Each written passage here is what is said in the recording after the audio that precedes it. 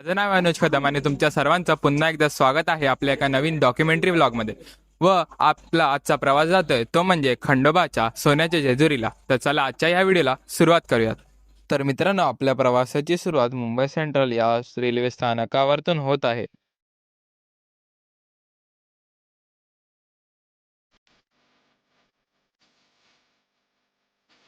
त्यानंतर Mumbai central bus स्थानकावरतून Mumbai ते फलटण या एसटीने आपला प्रवास सुरू झाला. मुंबईपासून जेजुरीचा प्रवास 4 ते 5 तासाचा होता. एसटीच्या प्रवासानंतर जेजुरीला पोहोचल्यावरती सकाळी 8 आम्ही जेजुरगड चढण्यास सुरुवात केली. जेजुरगड चढून खंडेरायाचे मंदिरामध्ये दर्शन घेण्यासाठी एकूण 200 ते 300 पायऱ्यांचा प्रवास करावा लागतो. जेजुरगड चढत असताना अगोदर आपल्याला बाणाईचे मंदिर लागते. बाणाईच्या मंदिरात दर्शन घेतल्याशिवाय खंडेरायाचे दर्शन पूर्ण होत नाही, ते अपूर्ण राहते असे म्हटले जाते.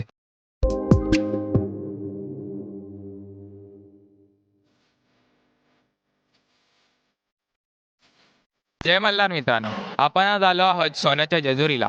पुणे शहरापासून 48 ते 50 किलोमीटर अंतरावरती पुणे जिल्ह्यातील पुरंदर या तालुक्यामध्ये स्थित असलेले हे देवस्थान जेजुरी हे देवस्थान खंडेरायाचं आहे.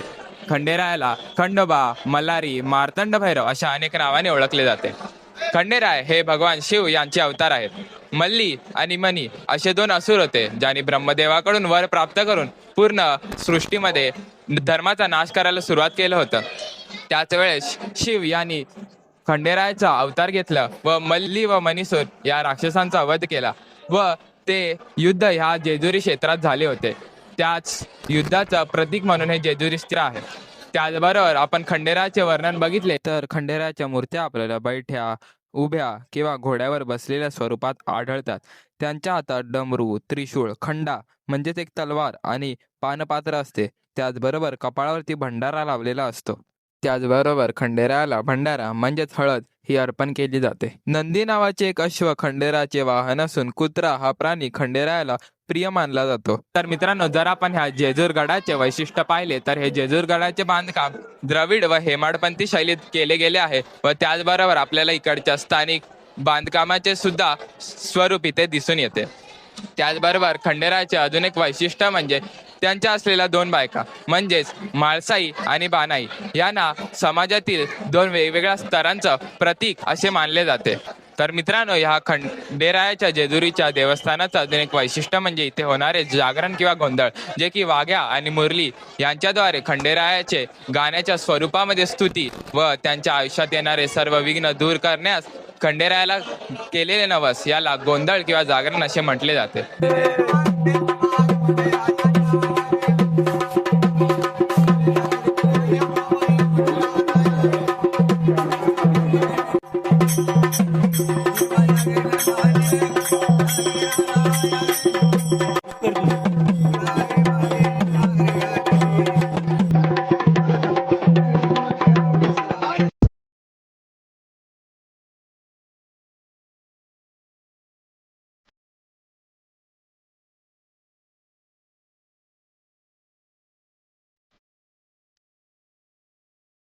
तर मित्रांनो, ज्याप्रमाणे व्हिडिओच्या सुरुवातीला मी उल्लेख केला की सोन्याची जेजुरी, त्याचे कारण असे म्हणजे की हे जेजुरगडावरती चौफेर भंडारा उधळलेला आहे व ते असे दिसून येते की जणू ही जेजुरी जी आहे ती सोन्यानेच मढवलेली आहे.